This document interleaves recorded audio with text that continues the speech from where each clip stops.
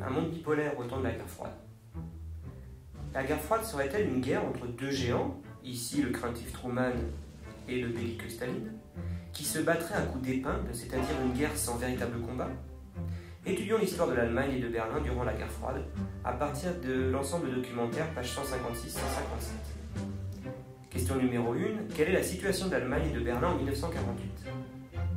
L'Allemagne, nous l'avons vu, est un pays vaincu, qui a perdu des territoires, et qui continue d'être occupé par 4 États, le Royaume-Uni au nord-ouest, la France et les États-Unis au sud-ouest, l'URSS à l'est.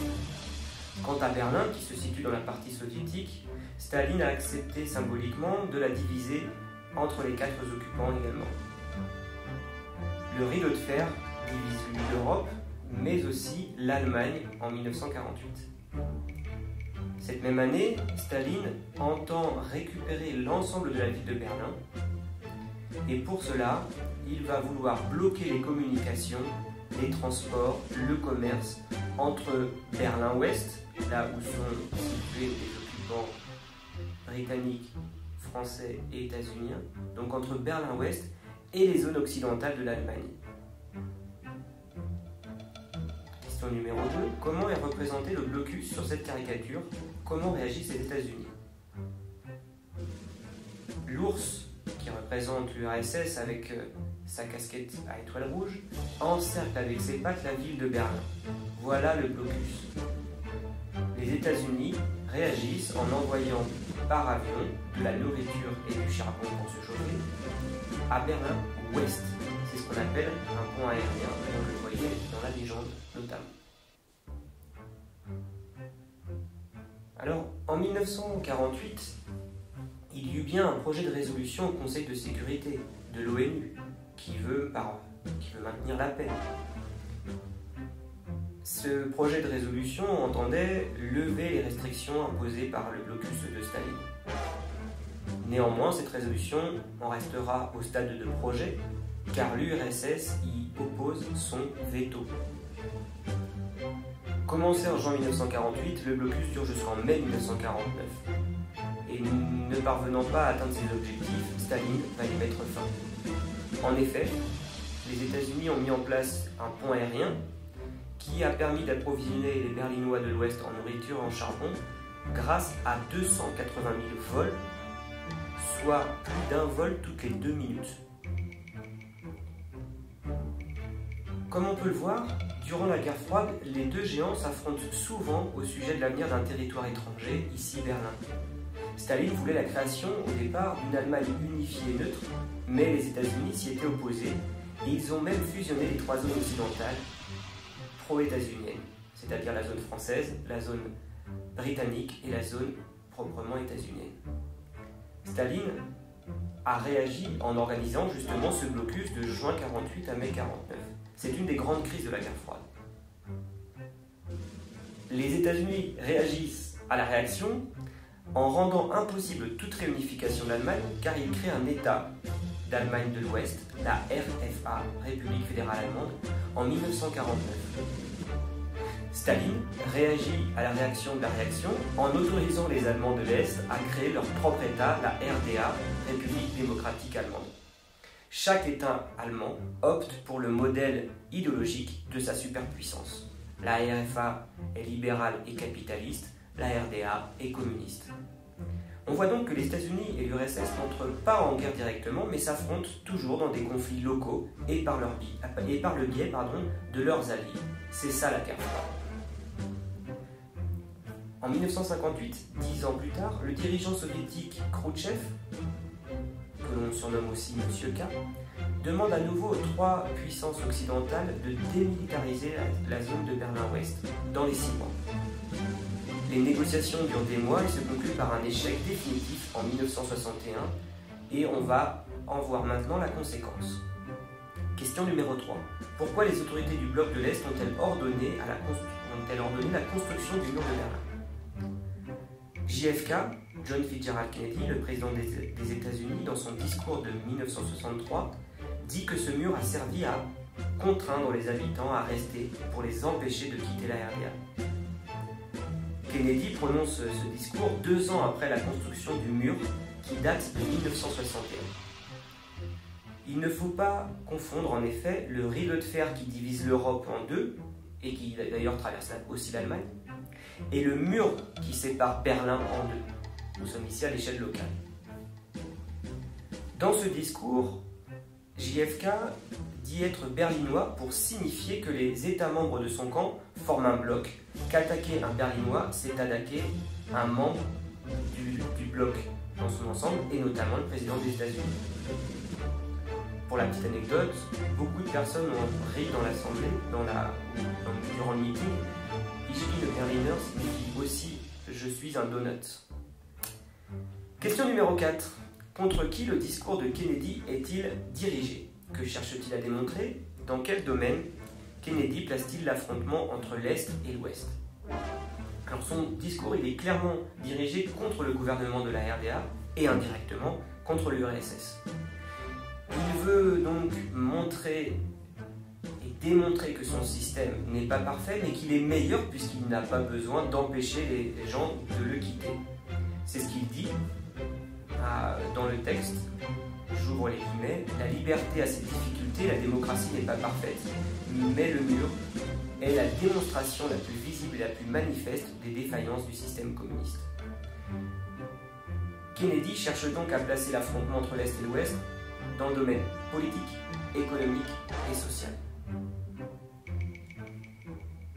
Effectivement, les superpuissances s'affrontent par le biais d'un allié, encore une fois ici l'Allemagne, mais la particularité de Kennedy en 1963 est d'avoir voulu développer l'affrontement dans les domaines politiques, économiques et sociaux. En effet, pour lui, il faut d'abord remporter la bataille de l'opinion publique pour remporter la guerre froide.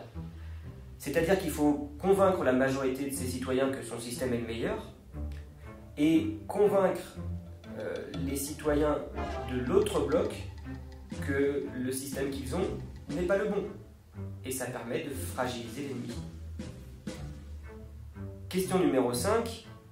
Il fallait étudier avec méthode le dessin de presse en pièces jointes. Donc on voit ici, numéro 1, le mur de Berlin qui divise Berlin-Ouest et Berlin-Est. Numéro 2, on va parler de description. On voit ici un homme allemand, sans doute, représentant le peuple. Et cet homme est coupé en deux par un mur, qui coupe d'ailleurs aussi l'image en son centre. C'est un mur de parpaing surmonté de barbelés. D'un côté, l'homme porte un chapeau, un costume. De l'autre, son pantalon est déchiré, ses chaussures trouées. Le mur qui sépare Berlin en deux cherche à cacher la misère des Allemands de l'Est aux autres Allemands. Numéro 3, on peut donc voir qu'il y a une allégorie du peuple allemand, une métonymie, Ouest Berlin, East Berlin, servent à désigner les Berlinois de l'Ouest et les Berlinois de l'Est, et un stéréotype, la pauvreté extrême de la RDA. Numéro 4, ce dessin de presse donc cherche à distraire. Il date de 1967, c'est 6 ans après les faits, et à dénoncer, puisque l'auteur est bien entendu contre le mur. Ça crée chez beaucoup un sentiment de malaise, car le corps est découpé en deux. Alors bien sûr, le dessinateur exagère les différences, c'est un dessin de presse caricatural, parce qu'on se rend compte que dans chacun des deux camps, les peuples vouent un culte au progrès. Un progrès dans la vie quotidienne d'abord. Les pays les plus riches de la planète se trouvent à l'ouest, dans le bloc américain, mais il faut nuancer, car du fait du système capitaliste, les inégalités sont très fortes entre pays et à l'intérieur même des pays.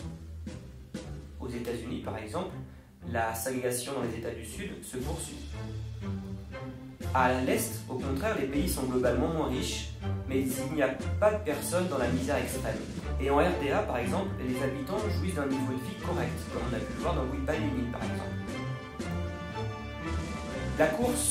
La course entre les deux grands, entre les deux blocs, se fait donc d'un point de vue de la vie quotidienne, mais aussi dans le domaine scientifique, comme le montre la course aux étoiles qui date des années 50.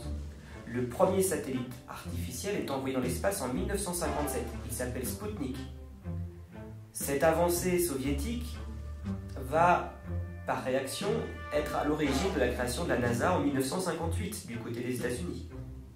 Le soviétique Gagarin est le premier homme envoyé dans l'espace en 1961, alors que l'états-unien Armstrong est le premier homme à marcher sur la Lune en 1969.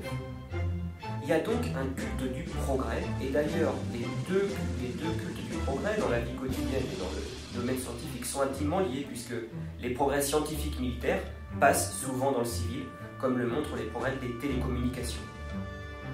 Le sport aussi d'ailleurs est considéré comme un domaine de compétition, comme le montre la compétition sur le nombre de médailles aux Jeux Olympiques, par exemple, ou des films comme Rocky IV qui date de 1987. L'Allemagne a donc été au cœur de la guerre froide du début jusqu'à la fin. La première grande crise, en tout cas une des premières grandes crises, a été le blocus de Berlin. Une deuxième grande crise a été la construction du mur de Berlin en 1961, 12 ans plus tard, 12-13 ans plus tard.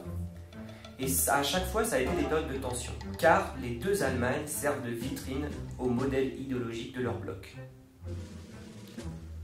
Kennedy avait donc placé la compétition dans le domaine politique, économique et social surtout, mais en 1975, les tensions militaires reprennent et se matérialisent 4 ans plus tard, en 1979, en Allemagne, avec une nouvelle crise qu'on appelle la crise des euromissiles.